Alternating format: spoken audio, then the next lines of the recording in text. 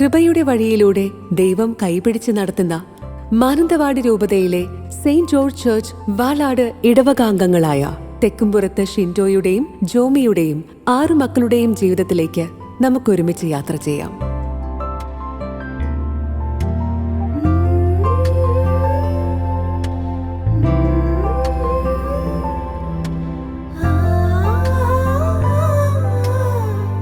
പിന്നെ എവിടേക്കെങ്കിലുമൊക്കെ മാറിപ്പോയിട്ടുണ്ടെങ്കിലും ഭയങ്കര മിസ് ചെയ്യും. ഇങ്ങനെ ഞങ്ങളിപ്പോൾ വിചാരിക്കുന്നത് ദൈവം ഞങ്ങൾക്ക് ബാക്കി ഇത്രയും പേരെ തരാൻ വേണ്ടിയിട്ട് ഒരു താമസം നൽകിയതായിരിക്കും. അപ്പോൾ ഞങ്ങൾ കൂടുതൽ പ്രാർത്ഥന ദൈവത്തിലേക്ക് എടുത്തു.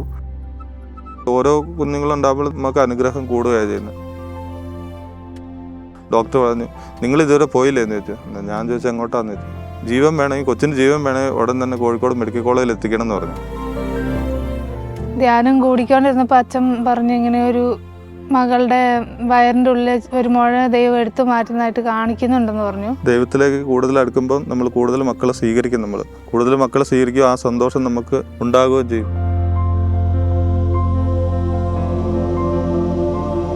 എൻ്റെ പേര് ഷിൻഡോ. വീട്ടിലെ പപ്പ, മമ്മി, അനിയൻ, ഒരു പെങ്ങള്. ഞങ്ങൾ 3 മക്കളാണ്. ഞാൻ മൂത്തയാളാണ്. പഠിച്ചതൊക്കെ ഇവിടെ വാളാട് ഗവൺമെൻറ് സ്കൂളിലാണ് പ്രീ ഡിഗ്രി വരെ പഠിച്ചത്. പിന്നെ KCY മിഷൻ ലീഗ് ഇതിലൊക്കെ പ്രവർത്തിക്കുന്നുണ്ടായിരുന്നു. അതിനോടനുബന്ധിച്ചുള്ള കാര്യങ്ങൾ മുന്നോട്ട് പോയി. പിന്നെ 27ാമത്തെ വയസ്സിലാണ് വിവാഹത്തെപ്പറ്റി ആലോചിച്ചത്. എൻ്റെ പേര് ജോമി എന്നാണ്. എൻ്റെ വീട് കേളകം ചെട്ടിയാമ്പറമ്പ് ഇടവകയാണ്. എൻ്റെ വീട്ടിൽ പപ്പയും മമ്മിയും അനിയത്തിയാണുള്ളത്. ഞങ്ങൾ ചെറിയൊരു കുടുംബമാണ്.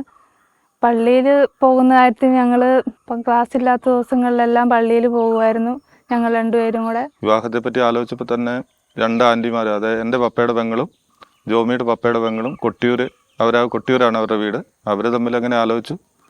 ആദ്യമായിട്ട് ജോമീനെ പോയി കണ്ടു. അങ്ങനെ അത് തന്നെ ഉറപ്പിച്ചു. അങ്ങനെയാണ് വിവാഹത്തിലേക്ക് എത്തിയത്. നല്ലൊരു കുടുംബജീവിതം കിട്ടാൻ വേണ്ടി നന്നായിട്ട് പ്രാർത്ഥിക്കുമായിരുന്നു, നല്ലൊരു ഭർത്താവിനെ കിട്ടാൻ. അങ്ങനെ ദൈവത്തോട് പ്രാർത്ഥിച്ച് ഞങ്ങളുടെ 2 പപ്പയുടെയും പെങ്ങന്മാർ അടുത്തടുത്തായിരുന്നു. അവരങ്ങനെ ആലോചിച്ച് അങ്ങനെയാണ് ഞങ്ങളുടെ കല്യാണത്തിലോട്ട് എത്തിയത്. അപ്പം നല്ലൊരു പങ്കാളിയെ കിട്ടി.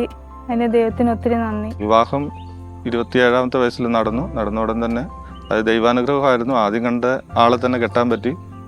എനിക്ക് ഏറ്റവും യോജിച്ച ആളെ തന്നെ ദൈവം നൽകി. ദൈവത്തിന് പ്രത്യേകമായി നന്ദി പറയുന്നു.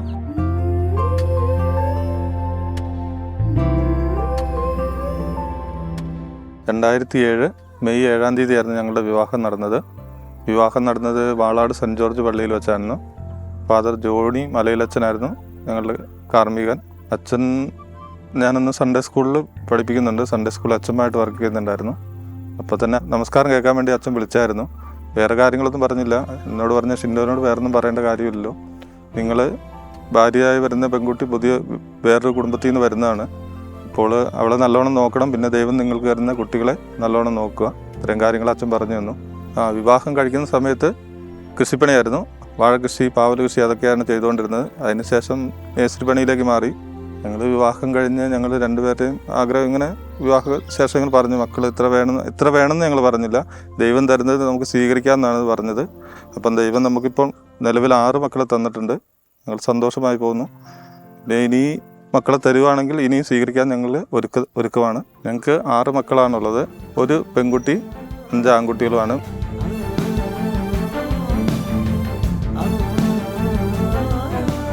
മൂത്തയാൾ ഏഞ്ചൽ, അവൾ +1 പഠിക്കുന്നു.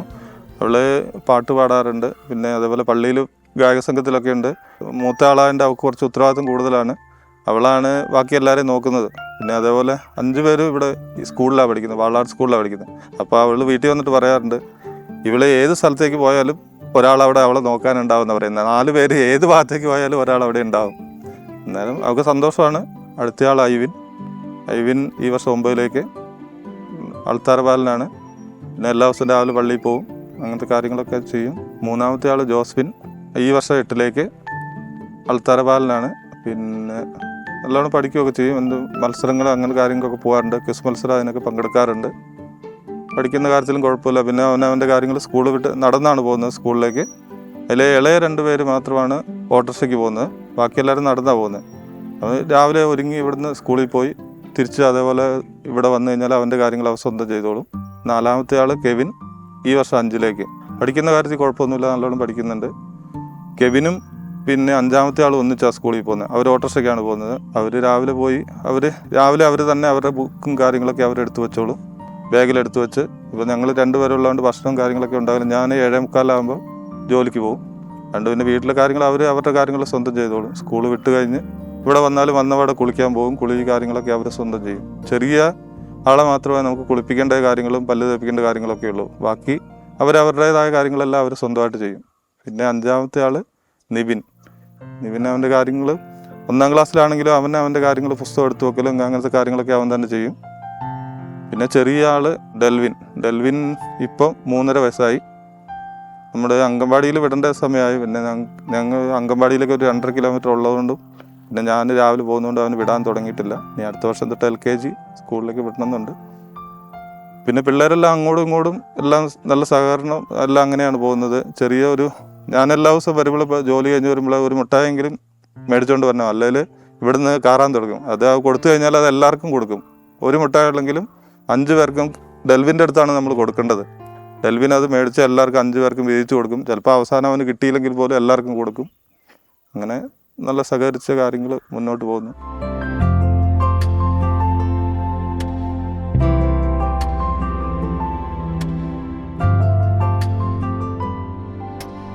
ഞാനാണ് മൂത്ത ആൾ. ഇവിടുത്തെ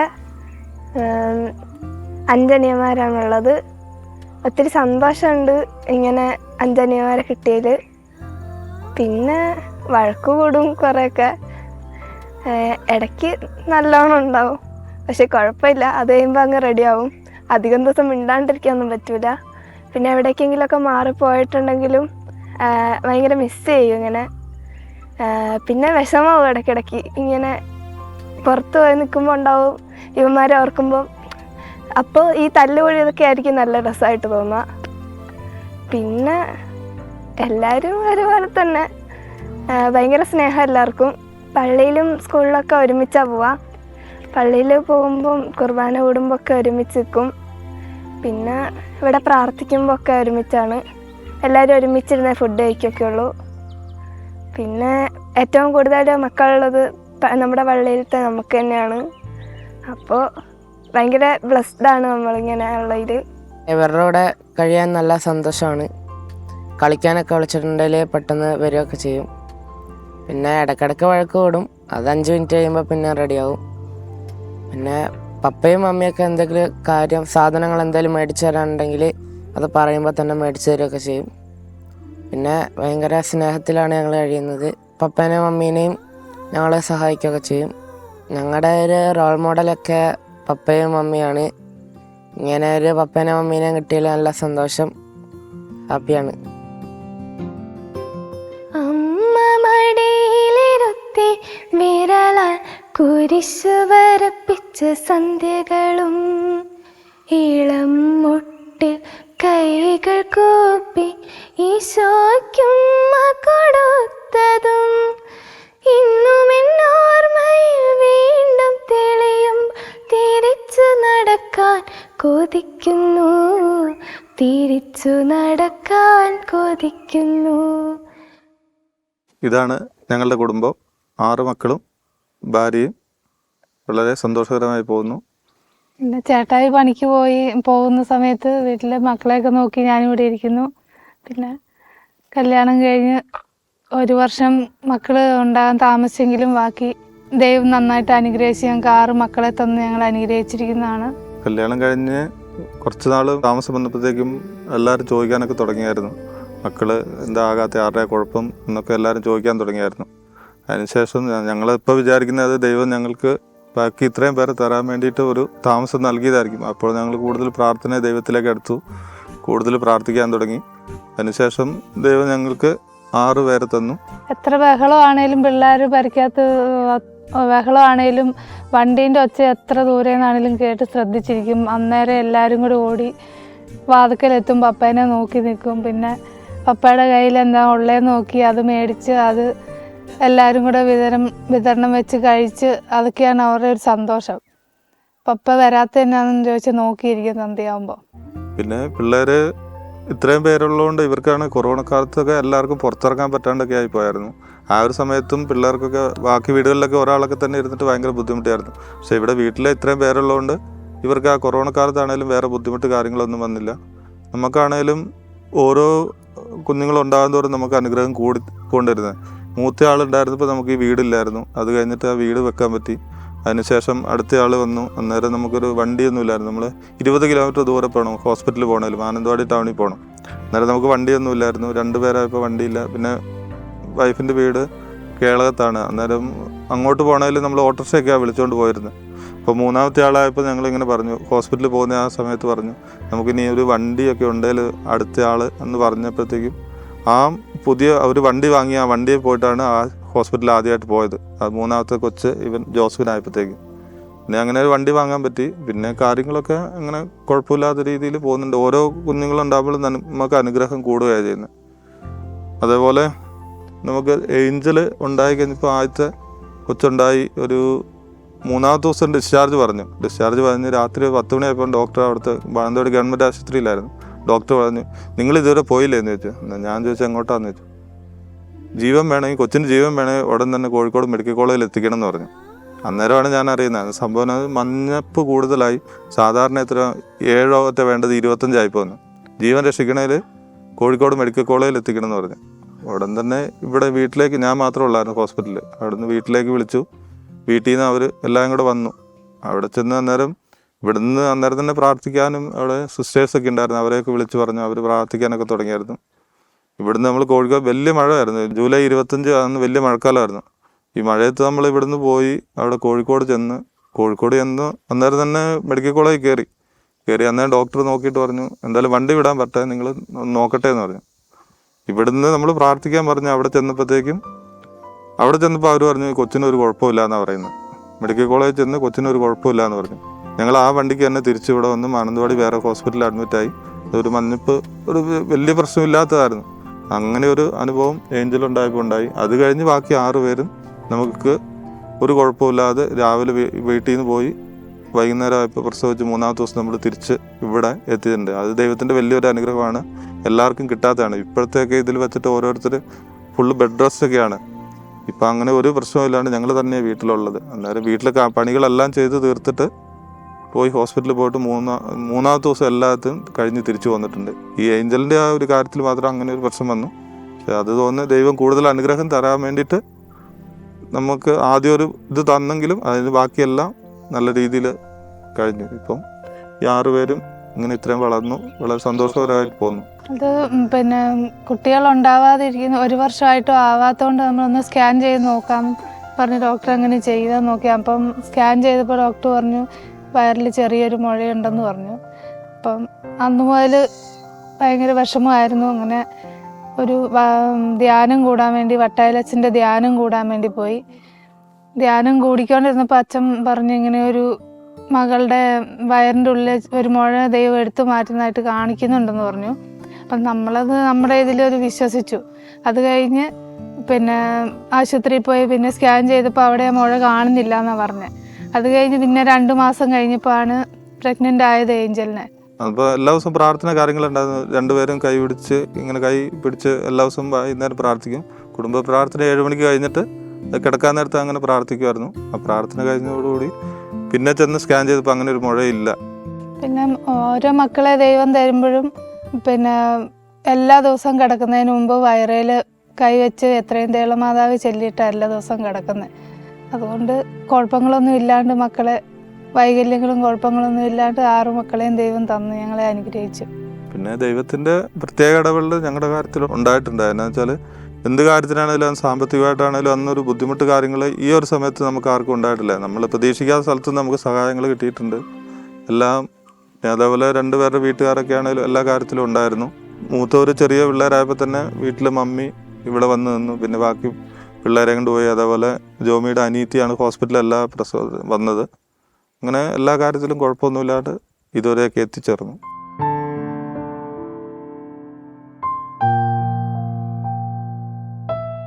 ഷിൻഡോയെ സംബന്ധിച്ച് പറയുമ്പോൾ 6 മക്കൾ, മക്കളോട് കൂടിയുള്ള ഒരു ജീവിതം എന്തായാലും നല്ലൊരു അനുഭവമാണ്. കാരണം അവർ ഇടയ്ക്കിടയ്ക്ക് ഇവിടെ വരുമ്പോൾ ഈ മക്കളെല്ലാവരും കൂടി ഞങ്ങൾ ഒന്നിച്ച് പ്രാർത്ഥനയും അതേപോലെ തന്നെ എല്ലാ കാര്യങ്ങളിലും ഭംഗിയായിട്ട് മുന്നോട്ട് പോകുന്നുണ്ട്. അപ്പോൾ അതിലൊത്തിരി സന്തോഷമുണ്ട്. ഞങ്ങൾക്ക് കൊച്ചുമക്കൾ 12 പേരുണ്ട്. പിന്നെ ഞങ്ങളിവിടെ ഇളയ മോൻ്റെ കൂട്ടത്തിലാണ് താമസിക്കുന്നത്. മൂത്ത മോൻ ഷിൻഡോ 6 മക്കളും അവിടെ വേറെ അവർ താമസിക്കുന്നു. പിന്നെ പിള്ളേരൊക്കെ ഇടയ്ക്കൊക്കെ ഇവിടെ വരും. അവധിക്കാലത്തൊക്കെ ഇടയ്ക്ക് വന്ന് നിൽക്കാനൊക്കെ വരും. അന്നേരം ഒക്കെ സന്തോഷമാണ് എല്ലാവരും കൂടെ കൂടുമ്പോൾ. എല്ലാവരും എല്ലാ കാര്യത്തിനും സഹകരിക്കുന്നുണ്ട്. പിള്ളേർ പള്ളിയിൽ പോകാനും എല്ലാത്തിനും ഉത്സാഹമാണ്. പിന്നെ ഇപ്പം കാല് വയ്യാണ്ടിരിക്കുമായിരുന്നു. അന്നേരം പിള്ളേരാണ് എല്ലാ കാര്യത്തിനും എന്നെ സഹായിച്ചുകൊണ്ടിരുന്നത്. ഏഞ്ചൽ പറഞ്ഞു, ഞാൻ ആശുപത്രി കിടന്നപ്പോൾ പറഞ്ഞു, അമ്മച്ചി ഇങ്ങോട്ട് പോരെ, എൻ്റെ റൂമിൽ ഞാൻ കിടത്തിക്കോളാം, ഞാൻ അമ്മച്ചീനെ നോക്കിക്കോളാം എന്നൊക്കെ ഷിൻഡോയുടെ മൂത്ത മോള് ഏഞ്ചലിനോട് പറഞ്ഞായിരുന്നു. അതൊക്കെ നമുക്ക് കേൾക്കുമ്പം വലിയൊരു സന്തോഷമാണ്. ഇനിയും പേരമക്കൾ വേണമെന്നൊക്കെയാണ് ഞങ്ങളുടെ ആഗ്രഹം. ദൈവം തരുവാണെങ്കിൽ എല്ലാം സന്തോഷത്തോടെ സ്വീകരിക്കും.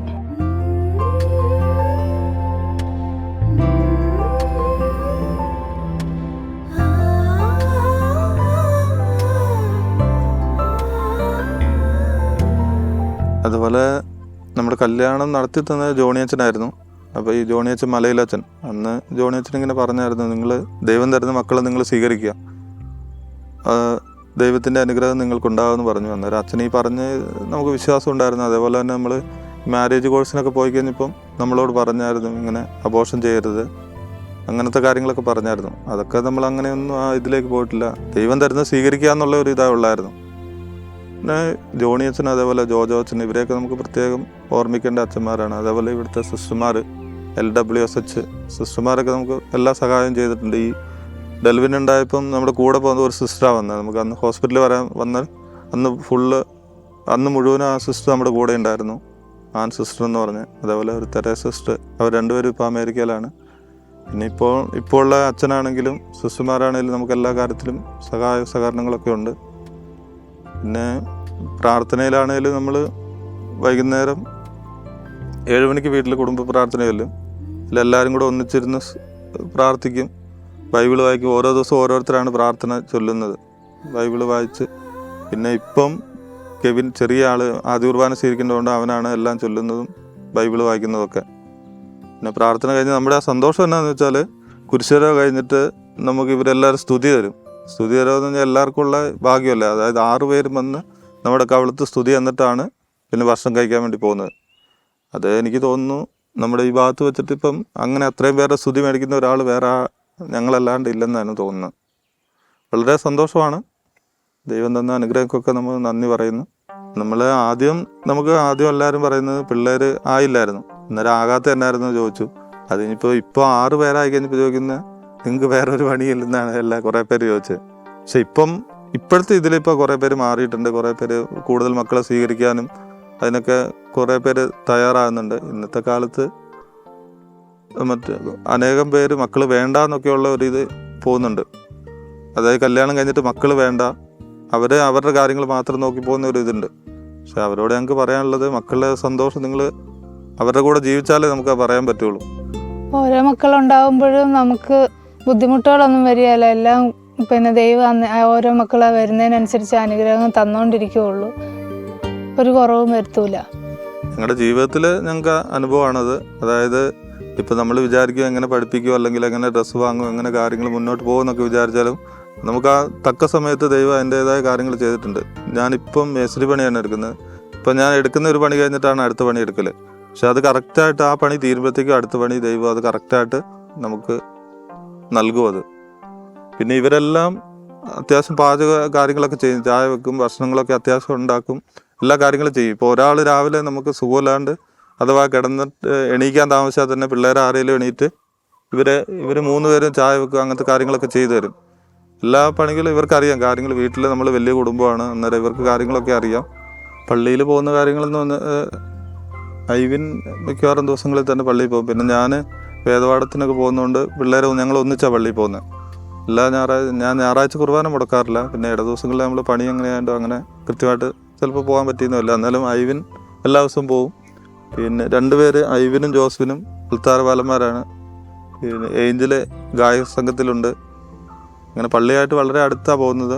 പള്ളിയിൽ നിന്നാണേലും സിസ്റ്റേഴ്സ് അവരൊക്കെ നല്ല സപ്പോർട്ടാണ്. നമ്മൾ ഈ കൂടുതൽ മക്കളുള്ളതുകൊണ്ട് അവർ വേണ്ട സഹായ സഹകരണങ്ങൾ സിസ്റ്റേഴ്സ് അച്ഛനൊക്കെ ചെയ്തു തരാറുണ്ട്.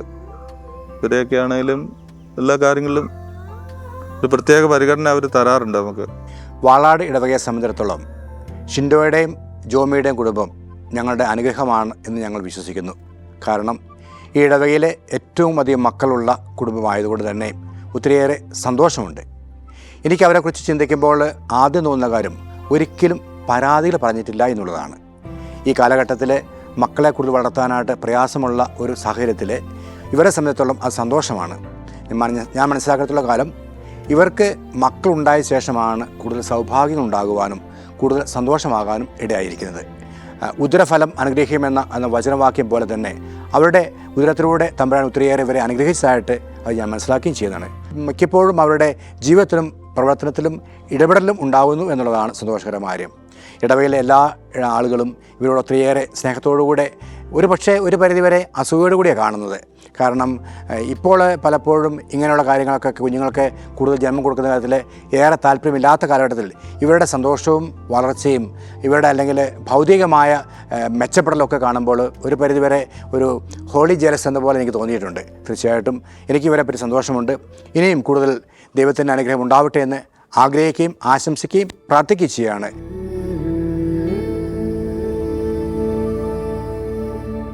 പിള്ളേർ ഇവരൊക്കെ ഐവിനാണേലും ജോസിന് ഇവരൊക്കെ അച്ഛനാകാൻ പോകണമെന്നൊക്കെ പറഞ്ഞുകൊണ്ട് ഇരിക്കുന്നത്. ഇവർ 2 പ്രാവശ്യം ഐവിനിപ്പോൾ ഈ വർഷം 9ലേക്കാണ്. അതിൽ നമ്മുടെ അച്ഛനാണേലും അങ്ങ് പറഞ്ഞ് ഇവർ രണ്ട് പ്രാവശ്യം ക്യാമ്പിനൊക്കെ പോയായിരുന്നു. അപ്പോൾ 10ാം ക്ലാസ് കഴിഞ്ഞ് സെമിനാരി പോകണമെന്ന് പറഞ്ഞ് 2 പേര് ഇരിക്കുന്നുണ്ട്. പിന്നെ ഇവിടുന്ന് പോയൊരു ജോജോ കുടക്കച്ചിറ എന്ന് പറഞ്ഞ അച്ഛനുണ്ടായിരുന്നു. അച്ഛൻ ജോസ്വിനോടും കെവിനോടും എന്തായാലും സെമിനാരി ചെല്ലണം എന്നൊക്കെ പറഞ്ഞിരിക്കുന്നത്. അന്നേരം അവർ പോകണം എന്നൊക്കെ പറഞ്ഞാൽ ഇരിക്കുന്നത്. പിന്നെ ദൈവം സഹായിക്കുകയാണെങ്കിൽ ആരെങ്കിലുമൊക്കെ വൈദികരോ ഒക്കെ ആകുമെന്നൊരു പ്രതീക്ഷ നമുക്കുണ്ട്. മൂത്തയാള് പള്ളിയിൽ പാട്ടൊക്കെ പാടുന്നുണ്ട്. ദൈവത്തിൻ്റെ ഒരു അനുഗ്രഹമാണെന്നാണ് ഞങ്ങൾ വിചാരിക്കുന്നത്. നല്ലോണം പാട്ട് പാടും. ഗായക സംഘത്തിലുണ്ട്. 5ാം ക്ലാസ് ആയപ്പോൾ തൊട്ട് സിസ്റ്റർമാർ പറഞ്ഞു ഇങ്ങനെ പാട്ട് പാടാം. അങ്ങനെ ഗായക സംഘത്തിൽ കയറി നല്ലോണം പാട്ട് പാടും. അത് ദൈവത്തിൻ്റെ അനുഗ്രഹമാണ്.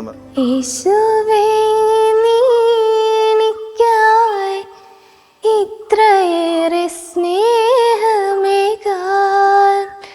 അടിയനിൽ യോഗ്യതയായി എന്തു കണ്ടു നീ യേശുവേ, നിൻ ഹൃദയം ക്ഷമയുടെ സാഗരമോ, നന്മകൾക്കു നന്ദിയേകാൻ എന്തു ചെയ്യും ഞാൻ.